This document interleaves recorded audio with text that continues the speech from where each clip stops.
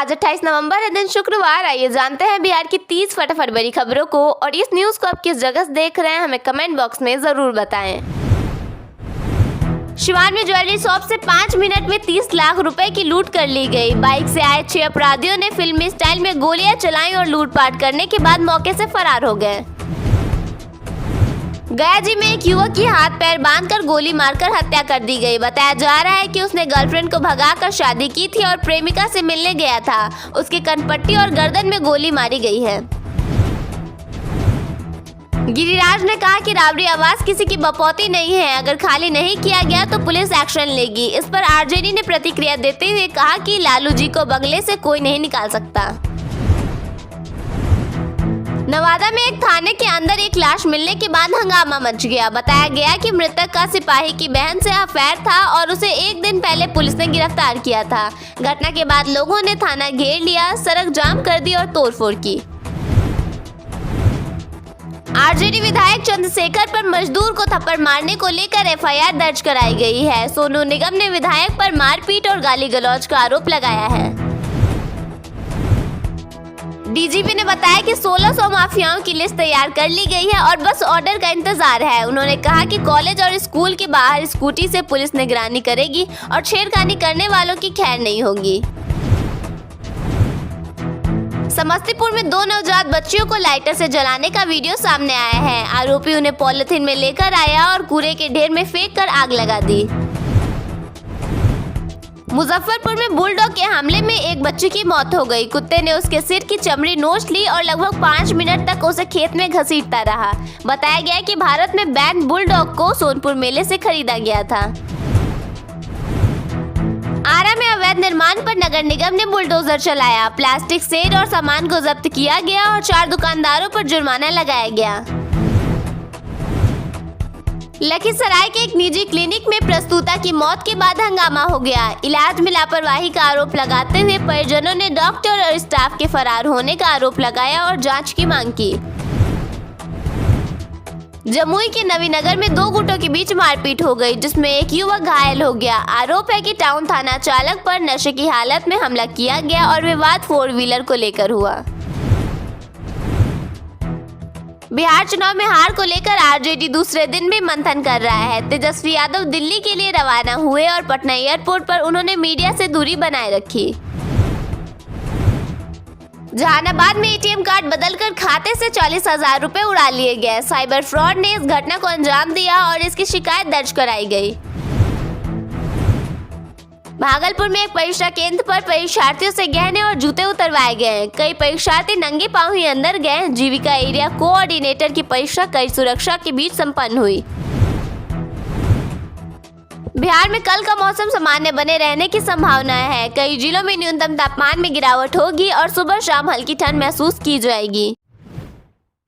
CM महिला रोजगार योजना के तहत बिहार की 10 लाख महिलाओं के खाते में 28 नवंबर को 10-10 हजार रुपए भेजे जाएंगे। इसमें ग्रामीण क्षेत्र की 9,50,000 और शहरी इलाकों की 50,000 महिलाएं शामिल हैं। ये सभी जीविका समूह से जुड़ी हैं। मुख्यमंत्री नीतीश कुमार स्वयं इन महिलाओं के बैंक खाते में सीधे डीबीटी के माध्यम से पैसा ट्रांसफर करेंगे। इसके साथ ही सरकार अब तक उन महिलाओं के द्वारा शुरू किए गए रोजगार का मूल्यांकन भी कर रही है, जिन्हें पहले यह राशि मिल चुकी है।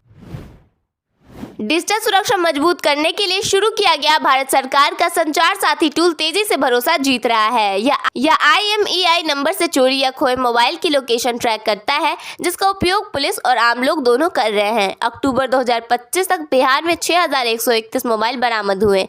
जून से अक्टूबर 2025 के बीच 69,478 मोबाइल ब्लॉक किए गए और 47,065 की लोकेशन ट्रेस हुई। रिकवरी फिलहाल 13% है, जिसे कई जिलों में प्रयास बढ़ाने की जरूरत दिखती है। भागलपुर में सुधा डेयरी 6.5 करोड़ की लागत से सबसे बड़ा दही प्लांट लगा रही है, जो 6 माह में तैयार होगा। यहाँ 80 ग्राम से 15 किलो तक की पैकिंग होगी। प्लांट शुरू होने पर भागलपुर समेत बांका, जमुई और मुंगेर में दही की आपूर्ति बढ़ेगी। इसके निर्माण का काम जीएम देवेंद्र सिंह के नेतृत्व में चल रहा है। फिलहाल दही के प्लांट बरौनी, मुजफ्फरपुर और पटना में हैं। उप मुख्यमंत्री सम्राट चौधरी ने कहा कि बिहार में डेयरी एक अलग विभाग बनेगा। इसका प्रस्ताव मुख्यमंत्री नीतीश कुमार को दिया जाएगा। उप मुख्यमंत्री ने कहा कि बिहार में आगामी 2 वर्षों में दूध उत्पादन को दोगुना करने का लक्ष्य निर्धारित किया गया है। जल्दी सड़कों पर घूमने वाली आवारा गाय, भैंस या बैलों को प्रखंड स्तर पर रखने की व्यवस्था भी सरकार करने जा रही है। सर्दी की शुरुआत के साथ ही कोहरे ने रेलवे की पूरी व्यवस्था को हिला दिया है। फॉग सेफ डिवाइस से लेकर अधिकारियों की अतिरिक्त तैनाती तक रेलवे ने कई उपाय किए, लेकिन घना कोहरा इतना भारी पड़ गया कि 52 ट्रेनों को रद्द करना पड़ा और बाकी ट्रेनों की रफ्तार घंटों पीछे चल रही है। बिहार में सर्दी ने इस बार समय से पहले ही धमाकेदार एंट्री कर ली है। पछुआ हवा के तेवर इतने तीखे हैं कि न्यूनतम तापमान तेजी से लुढ़क रहा है। रोहतास सबसे ठंडा जिला बन गया है। मौसम विभाग की चेतावनी है कि ये तो बस शुरुआत है। बिहार सरकार ने घोषणा की है कि जल्दी पिंक बसों की ड्राइविंग सीट पर जीविका दीदियां दिखेंगी। महिलाओं को IDTR में हैवी वाहन की ट्रेनिंग देकर ड्राइवर और कंडक्टर बनाया जाएगा। 200 महिलाओं को रोजगार मिलेगा। मंत्री ने सड़क सुरक्षा और हेलमेट सीट बेल्ट जांच अभियान पर भी जोर दिया है। बिहार सरकार ने पेंशन और सेवांत लाभ के मामले में देरी को लेकर सख्ती दिखाई है। विभागों को निर्देश दिया गया है कि वे इन मामलों की नियमित समीक्षा करें और यह सुनिश्चित करें कि कर्मचारियों को समय पर लाभ मिले। सरकार ने चेतावनी दी है कि यदि कोई कर्मचारी 3 महीने से अधिक समय तक किसी मामले को लंबित रखता है तो उस पर कार्रवाई की जाएगी। बिहार विद्यालय परीक्षा समिति ने JEE मेन और नीट UG की तैयारी के लिए मुफ्त कोचिंग शुरू की है। 30 नवंबर तक ऑनलाइन आवेदन किया जा सकता है। राज्य के 9 प्रमंडलीय मुख्यालयों में कोचिंग सेंटर बनाए गए हैं। चयनित छात्रों को 2 साल तक हर महीने छात्रवृत्ति भी मिलेगी। प्रत्येक बैच में 50 छात्रों का नामांकन होगा। यह पहल 2026 में 10वीं की परीक्षा देने वाले छात्रों के लिए है। 2005 में जब नीतीश कुमार जंगल राज का मुद्दा बनाकर चुनावी मैदान में उतरे थे, तब बिहार की जनता को उनमें एक नई उम्मीद दिखी थी, जिसका असर ये हुआ कि 2005 के चुनाव में JDU को 88 और BJP को 55 सीटों पर जीत मिली। इस चुनाव में मिली बम्पर जीत के साथ ही नीतीश कुमार ने बिहार से जंगल राज के खात्मे की शुरुआत कर दी थी। उन्होंने बिहार को जंगल राज से निकालकर विकास की राह पर अग्रसर किया। उन्होंने कानून व्यवस्था में सुधार, शिक्षा और स्वास्थ्य सेवाओं को बेहतर बनाया, भ्रष्टाचार के खिलाफ सख्त कदम उठाए और सामाजिक सुधारों का समर्थन किया, जिससे बिहार में सकारात्मक बदलाव आया। Madhepura electric locomotive private limited में अब तक 12,000 हार्स पावर क्षमता वाले 550 से अधिक स्वदेशी इलेक्ट्रिक इंजन तैयार किए जा चुके हैं। इतनी क्षमता वाले इंजन बनाने वाले देशों में भारत 6ठे स्थान पर है, जो महत्वपूर्ण उपलब्धि मानी जा रही है।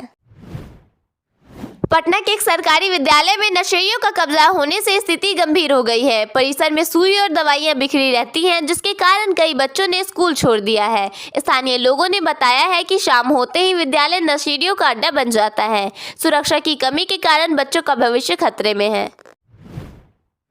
तेजस्वी यादव पत्नी राजश्री और दोनों बच्चों के साथ दिल्ली रवाना हो गए हैं। रिजल्ट के बाद वे चुप्पी साधे हुए हैं। पत्रकारों ने जब उनसे समीक्षा बैठक को लेकर सवाल किया तो वे बिना कुछ बोले ही निकल पड़े। दिल्ली में कांग्रेस की बड़ी समीक्षा बैठक से ठीक पहले पप्पू यादव ने बिहार की राजनीति में हलचल मचा दी है। राबड़ी देवी का बंगला खाली कराने से लेकर गरीबों के घरों पर बुलडोजर तक उन्होंने सरकार को खुलकर चुनौती दे डाली है।